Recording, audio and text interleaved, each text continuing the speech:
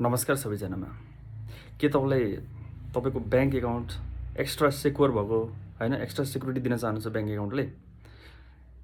के तपाईँले स्क्यामरको टार्गेटबाट बच्ने प्रोबेबिलिटीलाई चाहिँ एकदम नियर टु जिरो बनाउन चाहनुहुन्छ? के तपाईँले चाहिँ फिसिङ मेलहरू होइन यस्तोहरू चाहिँ नहोस् भन्ने चाहनुहुन्छ? के तपाईँले चाहिँ सिम स्वपको रिस्कबाट बच्न चाहनुहुन्छ? जस्तै सिम स्वप भनेको कस्तो हुन्छ भने तपाईँको ह्याकरले चाहिँ तपाईँको ओटिपी चाहिँ एक्सेस गर्ने होइन, त्यो पनि हुनसक्छ। ह्याकरहरूले जे पनि जाने भन्छन् होइन, त्यस्तो चान्सबाट पनि त्यसलाई पनि मिनिमाइज गर्न चाहनुहुन्छ? यदि चाहनुहुन्छ भने तपाईँलाई मैले एउटा सिक्रेट भन्न गइरहेको छु होइन। ह्याकरभन्दा एक स्टेप अगाडि हुन्छ यो चाहिँ होइन।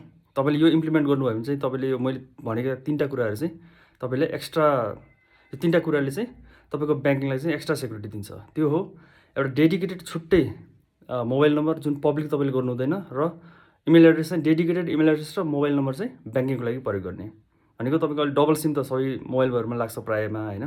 एउटा छुट्टै सिम निकाल्नुहोस् तपाईँको नामको, त्यो ब्याङ्किङमा प्रयोग गर्नुहोस्। कतै सेयर नगर्नु, पब्लिक नगर्नु। इमेल एड्रेस पनि छुट्टै बनाउनुहोस्, त्यो तपाईँले कतै सेयर नगर्नुहोस्, पब्लिकली सेयर नगर्नुहोस्। साइन अप गर्न यताउता सब्सक्रिप्सनहरूले चाहिँ केही प्रयोग नगर्नुहोस्।